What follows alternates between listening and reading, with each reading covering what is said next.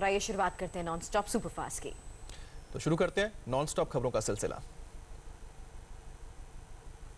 और बड़ी खबर इस वक्त की बता दें, लखनऊ के हजरतगंज के पास विश्व हिंदू महासभा के अध्यक्ष रंजीत यादव की गोली मारकर हत्या कर दी गई है। हत्या तब की गई जब रंजीत यादव टहलने के लिए गए थे। हत्या करने के बाद आरोपी फरार हुए। हत्यारों की धरपकड़ के लिए पुलिस ने 6 टीम का गठन किया है। साथ ही क्राइम ब्रांच की टीम भी हत्यारे को पकड़ने के लिए जुट गई है। रंजीत यादव पहले समाजवादी पार्टी में थे और बाद में विश्व हिंदू महासभा बनाई थी। विशाल हमारे संवाददाता इस वक्त हमारे साथ फोन लाइन पर जुड़ चुके हैं, उनसे इस बारे में जानकारी ले। उससे पहले बता दें इस वक्त की ये बड़ी खबर लखनऊ के हजरतगंज के पास विश्व हिंदू महासभा के अध्यक्ष की हत्या को लेकर आ रही है, जहां रंजीत यादव की गोली मारकर हत्या कर दी गई है। फिलहाल जानकारी यही मिल पा रही है कि रंजीत यादव टहलने के लिए सुबह सुबह निकले थे और उसी वक्त हत्यारों ने उनकी हत्या कर दी। फिलहाल खबर यह भी आ रही है कि पुलिस ने 6 टीमों का गठन किया है। साथ ही क्राइम ब्रांच की टीम भी हत्यारे को पकड़ने के लिए जुट गई है। रंजीत यादव पहले समाजवादी पार्टी में थे और बाद में विश्व हिंदू महासभा बनाई थी, लेकिन दिन दहाड़े रंजीत यादव की हत्या को लेकर यह बड़ी खबर आ रही है। हालांकि रंजीत यादव जिस वक्त सुबह टहलने के लिए निकले थे उस वक्त उन्हें टारगेट किया गया, निशाना बनाया गया और हत्या करने के बाद आरोपी फरार हो गए। लखनऊ से विशाल हमारे संवाददाता इस वक्त अपडेट के साथ जुड़ चुके हैं। विशाल, क्या जानकारी फिलहाल इस बारे में? देखिए सुरभि, पुलिस ने इस मामले में लगभग कई टीमों का गठन कर लिया है और रंजीत यादव की सुबह लगभग 7:30 बजे के करीब बता रही है पुलिस की गोली मार के हत्या की गई है। हत्यारे ने इतने करीब से गोली मारी है कि सीधे सर को टारगेट करके 2 गोलियां लगी हैं। इसके पर ही रंजीत यादव की मौत हो गई है। अंतर्राष्ट्रीय हिंदू महासभा के अध्यक्ष थे रंजीत यादव। पहले समाजवादी पार्टी में थे और उसके बाद उन्होंने अपने दल का खुद गठन किया था।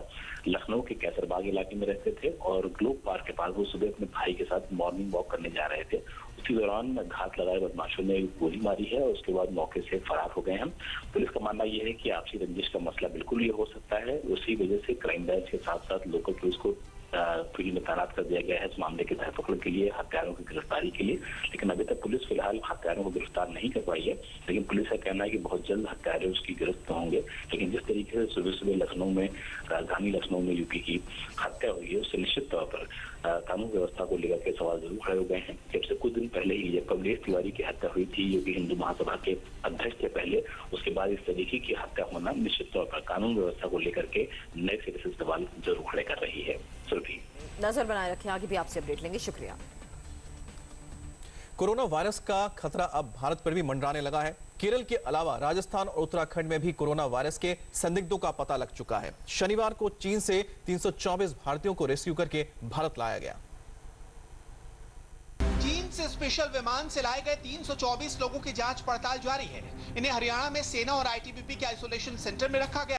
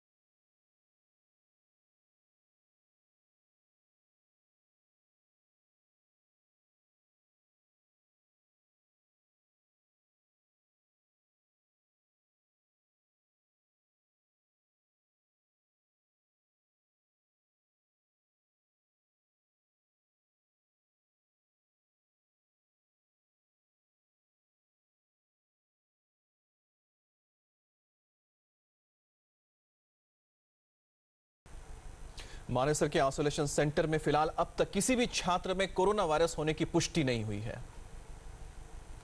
चीन में कोरोना वायरस विकराल रूप ले रहा है और चीन की सरकार ने कोरोना के खिलाफ सेना को लगाया है। वहीं चीन में मौजूद पाकिस्तानियों को इमरान खान ने मरने के लिए छोड़ दिया है।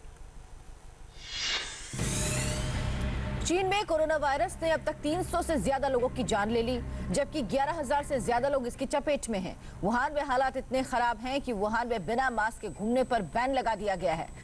बिना मास्क पहने ना कहीं घूमने के लिए अलाउड है और ना ही किसी बिल्डिंग में एंटर करने के लिए अलाउड है। तो बिल्डिंग में एंटर करने से पहले मुझे मास्क पहनना पड़ेगा। जैसे कि आप देख सकते हैं मेरे साथ आशीष है, उन्होंने मास्क पहना हुआ है। विश्व स्वास्थ्य संगठन ने चीन, जापान, सिंगापुर, थाईलैंड और कोरिया में बने अपने सेंटर को ज्यादा से ज्यादा सतर्कता बरतने के निर्देश दिए हैं। एक तरफ भारत अपने नागरिकों को चीन से निकालने का प्रण ले चुका है,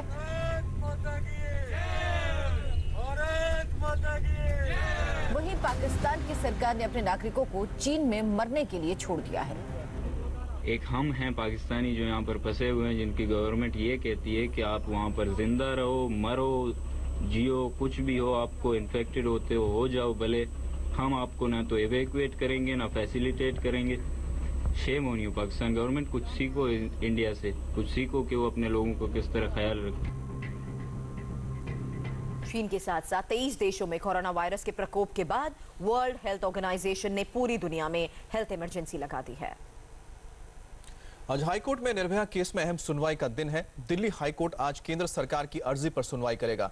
केंद्र ने पटियाला हाउस कोर्ट के फैसले को दिल्ली हाईकोर्ट में चुनौती दी है। निर्भया के चारों दोषियों को पहले 22 जनवरी को फांसी होनी थी, वो टल गई। फिर ये तारीख 1 फरवरी को तय हुई, लेकिन फिर दोषी फांसी के फंदे से छूट गए। दोषी फांसी को टालने की तिकड़म लगाए जा रहे हैं और निर्भया के परिवार के साथ पूरा देश सिवाय इस तिकड़म को सहने के अलावा कुछ नहीं कर पा रहा। पटियाला हाउस कोर्ट ने डेथ वारंट पर रोक लगाई तो केंद्र सरकार मामले में एक्टिव हो गई। केंद्र सरकार ने पटियाला हाउस कोर्ट के फैसले को हाईकोर्ट में चुनौती दी है। सॉलिसिटर जनरल तुषार मेहता ने हाईकोर्ट में कहा, निर्भया गैंगरेप मामला भारत के इतिहास में दर्ज होगा, जिसमें जघन्य अपराध के दोषी देश के धैर्य की परीक्षा ले रहे हैं। निर्भया मामले में दोषियों ने कानून की प्रक्रिया को मजाक बना दिया है। वे फांसी देने में देरी के लिए मिलकर काम कर रहे हैं। सभी 4 अपराधी एक जॉयराइड की तरह कानून की प्रक्रिया का इस्तेमाल कर रहे हैं। वे मिलकर और इस तरह से नाटक कर रहे हैं कि किसी भी तरह ये जघन्य अपराध अप्रभावी हो जाए और इसमें मिलने वाली सजा का उन पर कोई असर न पड़े। ये मामला इतिहास में एक के बाद एक जघन्य अपराधों के रूप में सामने आएगा, जहां आरोपियों ने कानून की प्रक्रिया का दुरुपयोग किया है। मैं एक्चुअली जो विनय शर्मा, इस चारों कन्विक्टेड में से विनय शर्मा की मर्जी पिटीशन जो प्रेसिडेंट ऑफ इंडिया ने रिजेक्ट की थी, उसका जो अपडेट है वो कोर्ट में हम लोगों ने उसका जो रिजेक्शन जो हुआ है उस पिटीशन को कोर्ट को अपडेट कराया है। एंड जो अदर एक कन्विक्टेड है अक्षय, उसने जो मर्जी पिटीशन फाइल की थी, उन दोनों चीज़ों को हमने इस कोर्ट को अवेयर कराया है। पटियाला हाउस कोर्ट में केंद्र सरकार की अर्जी से पहले राष्ट्रपति ने विनय की दया याचिका खारिज कर दी। जैसे ही विनय की दया याचिका खारिज हुई, वैसे ही दूसरे दोषी अक्षय ने राष्ट्रपति के सामने दया याचिका लगा दी। जाहिर है कि निर्भया के दोषी फांसी टालने के लिए कानूनी दावपेच का सहारा ले रहे हैं। बिल्कुल उठा रहे हैं, उनको सरकार और कोर्ट मौका दे रही है कि उठाओ, क्योंकि वो देश के पुरुष हैं। वो बच्ची का कोई हक नहीं था दुनिया में जीने का। इन्होंने क्राइम किया, लेकिन इनका हक है कि ये बार बार फांसी के डेट को पोस्टपोन करवा रहे हैं। अब मेरे को चैलेंज करके गया कि फांसी नहीं हो। 3 महीने में ये दूसरा मौका है जब छुट्टी के दिन दिल्ली हाईकोर्ट में कोई मामला सुना जाएगा। शनिवार को शाहीन बाग में फिर सनसनी फैल गई। एक लड़के ने धरना स्थल के पास एक के बाद एक 3 फायर किए। 1.5 महीने में दूसरी बार शाहीन बाग के घटना स्थल पर सनसनी फैल गई। कल शाम 4:45 बजे एक हमलावर ने वहां गोली चला दी। कपिल गुर्जर नाम के इस आरोपी ने 3 राउंड फायर किए।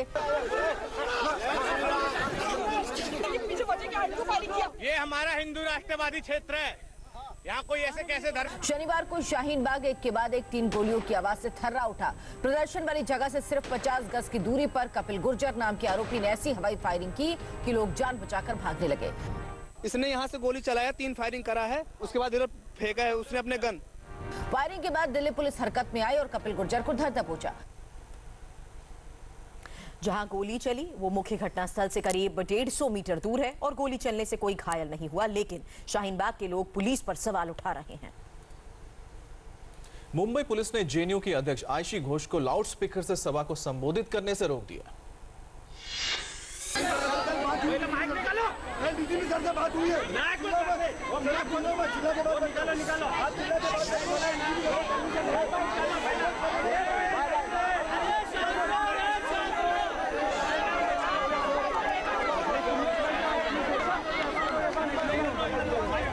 मुंबई के नागपाड़ा में सीएए के खिलाफ शाहीन बाग जैसा प्रदर्शन चल रहा है। कल रात प्रदर्शन में शामिल होने जेएनयू छात्र संघ के अध्यक्ष आयशी घोष भी वहां पहुंच गई।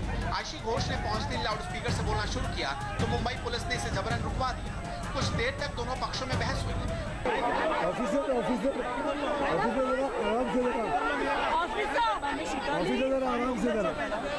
आराम से बात कीजिए।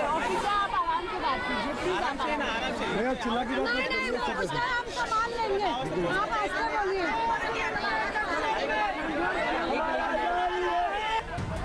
दरअसल नागपाड़ा के धरने को किसी तरह की पुलिस परमिशन नहीं है, ऐसे में लाउड स्पीकर का इस्तेमाल नहीं किया जा सकता। वैसे भी 10 बजे के बाद लाउड स्पीकर के इस्तेमाल पर पाबंदी है। पुलिस ने जैसे इन्हें रोकने की कोशिश की, प्रोटेस्टर और पुलिस के बीच तू-तू मैं शुरू हो गई। हालांकि कुछ मिनट में ही बहसबाजी के बाद लाउड स्पीकर बंद कर दिया गया और आयशी घोष ने बिना लाउड स्पीकर के अपना भाषण दिया। कल पेश हुए बजट में सरकार ने 4 की जगह 7 स्लैब वाला नया इनकम टैक्स सिस्टम पेश किया है और नए सिस्टम में टैक्स कम लगेगा लेकिन 70 छूटें छोड़नी होंगी।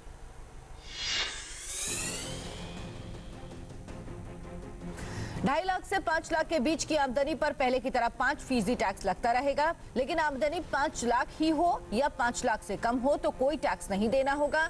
5 लाख से 7.5 लाख तक की आमदनी पर अब 20% टैक्स लगता था।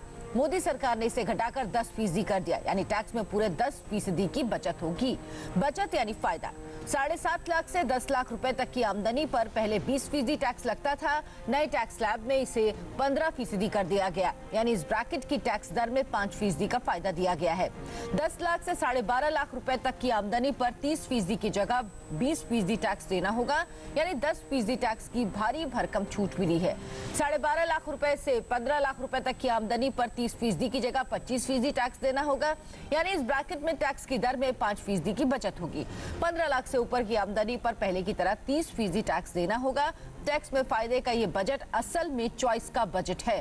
टैक्स में बचत का तभी फायदा मिलेगा जब आप रियायतों पर मिलने वाली छूट छोड़ देंगे। इन रियायतों में शामिल हैं 50,000 रुपए का स्टैंडर्ड डिडक्शन, 50,000 रुपए का एनपीएस, 80C के तहत 1.5 लाख तक का इन्वेस्टमेंट, 80D के तहत 25,000 रुपए का मेडिकल इंश्योरेंस, 2 लाख रुपए तक होम लोन इंटरेस्ट, 80C में बीमे का प्रीमियम, NSC, EPF, PPF और PPF की बचत, बच्चों की स्कूल फीस, होम लोन का principal amount, tax saver mutual fund जैसी कई चीजें शामिल है। नए टैक्स स्लैब के फायदे लेने के लिए इन सब का मुंह छोड़ना होगा। बजट में जिन नए रिफॉर्म्स का ऐलान किया गया है वो अर्थव्यवस्था को गति देने, देश के प्रत्येक नागरिक को आर्थिक रूप से सशक्त करने और इस दशक में अर्थव्यवस्था की नींव को मजबूत करने का और गति देने का काम करेंगे। इनकम टैक्स का नया सिस्टम आ चुका है, लेकिन जनता के पास पुराने सिस्टम में बने रहने का भी विकल्प है, लेकिन एक बार चुना विकल्प फिर छोड़ा नहीं जा सकेगा। अब जरा एक नजर डाल लीजिए बजट के बाद कौन सा सामान सस्ता हुआ और कौन सा महंगा। सबसे पहले देखिए कौन कौन सा सामान महंगा हो गया है। Footwears, shavers, hair clippers, hair removing उपकरण, table fan, ceiling fan, water heater, immersion heater, cigarette, हुक्का, चबाने वाले तंबाकू, सुगंधित जर्दा, घी, बटर, खाद्य तेल, छाछ, संरक्षित आलू, किचनवेयर, वाटर फिल्टर, खिलौने, फर्नीचर, चीनी मिट्टी के बने घरेलू सामान, माणिक, पन्ना, नीलम, ताला, कंघी, hair pin, hair dryer, electric iron, oven, cooker. सामान की वो लिस्ट है जो अब महंगे दामों पर मिलेगी। अब ये भी देख लीजिए कौन कौन सी चीज सस्ती हो गई है। Electric vehicle, TV, solar battery, plastic sheet, खेल के सामान, माइक्रोफोन, स्किम्ड दूध, कुछ अल्कोहल युक्त पेय पदार्थ, सोया फाइबर और सोया प्रोटीन जैसी चीजें अब सस्ते दामों पर मिलेंगी।